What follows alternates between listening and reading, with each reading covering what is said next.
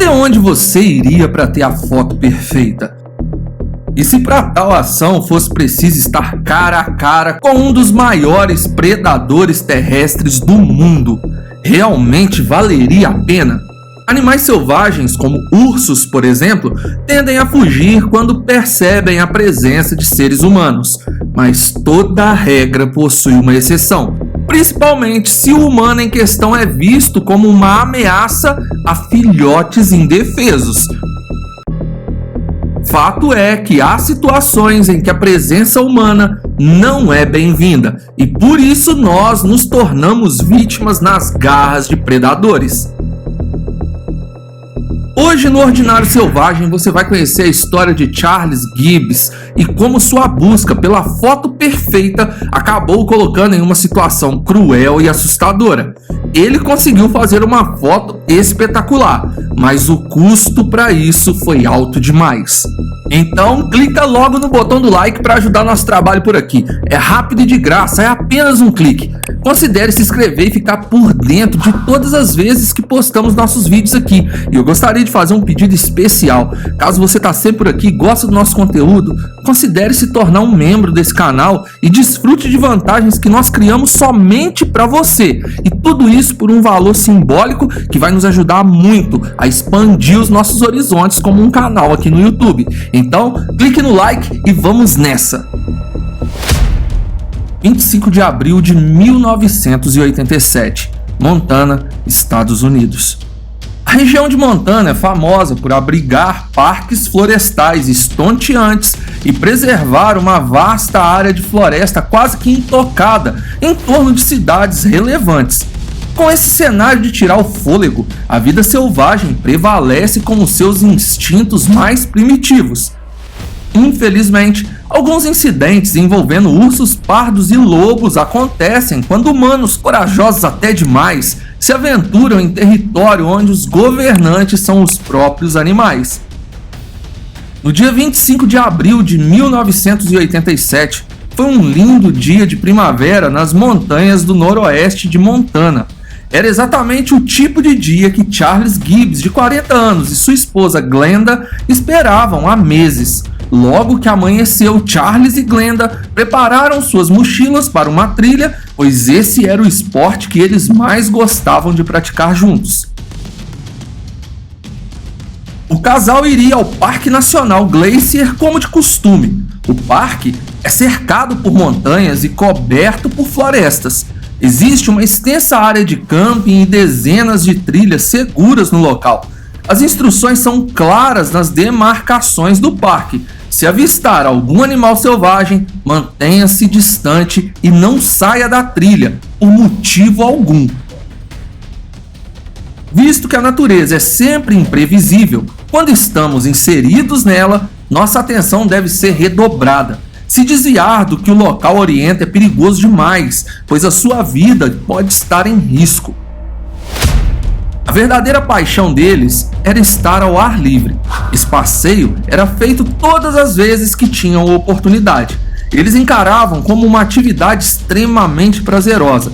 O que o casal não sabia é que essa seria a última vez que o passeio aconteceria. Charles tinha um hobby, a fotografia de vida selvagem. Ele era amador, mas tinha ganhado alguns concursos locais. Por isso estava empolgado em fotografar algo realmente raro. Porém, sua paixão pelo clique perfeito ultrapassaria todos os limites. Finalmente chegaram ao Parque Nacional Glacier e com as suas mochilas nas costas, Charles e Glenda iniciaram sua caminhada, se aprofundando na vastidão do parque. A câmera de Charles sempre à mão, pronta para capturar qualquer imagem maravilhosa que surgisse em seu caminho. A rota que escolheram para aquele dia não era uma das mais populares do parque, pois era um trajeto muito íngreme, recomendado para pessoas com experiência nessa modalidade esportiva. O casal tinha feito essa trilha uma única vez e decidiram repetir a aventura.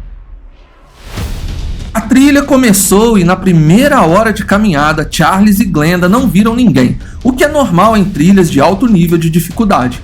Depois de algumas horas, eles chegaram ao cume da trilha por volta de 1 da tarde. De lá, tiveram uma bela vista panorâmica de todos os picos montanhosos irregulares cobertos de neve, separados por enormes vales e pradarias, além de conseguir observar o parque por um ângulo realmente privilegiado. Charles e Glenda eram os únicos lá em cima, então eles tinham essa vista incrível toda para si mesmos. Eles comeram o almoço que haviam trazido consigo enquanto se sentavam para admirar a paisagem. Depois de terminarem, empacotaram suas coisas e começaram a descer, pois sabiam que queriam sair da trilha e do parque antes do anoitecer. Era quase 5 da tarde quando Charles e Glenda alcançaram a última inclinação da seção íngreme da trilha. Descer era escorregadio e eles precisaram fazer isso bem devagar. Mais meia hora de descida e eles estariam no campo aberto, próximos do estacionamento. Enquanto desciam, Charles de repente fez sinal para Glenda parar e colocou o dedo nos lábios, indicando silêncio. Então ele apontou para trás, mas Glenda não conseguiu ver o que se tratava. Ela sabia que, independente do que Charles estivesse vendo, ele gostaria de fotografar. Neste ponto, a mulher estava muito cansada da caminhada e só queria voltar para o carro e ir para casa. Afinal de contas, Charles havia tirado dezenas de fotos naquele dia. Então, por que precisaria de mais uma? Ela sussurrou dizendo que o esperaria no carro, deixando o marido sozinho. Glenda chegou ao carro, se ajeitou na poltrona e adormeceu, pensando que Charles a acordaria em 20 ou 30 minutos. Porém, isso não aconteceu. Glenda acordou assustada, já estava tudo escuro e era por volta das 7 horas da noite. Rapidamente ela percebeu que Charles não havia retornado. Conhecendo seu marido, a mulher sabia que ele nunca a deixaria sozinha assim. Nesse momento, Glenda se deu conta de que alguma coisa grave teria acontecido.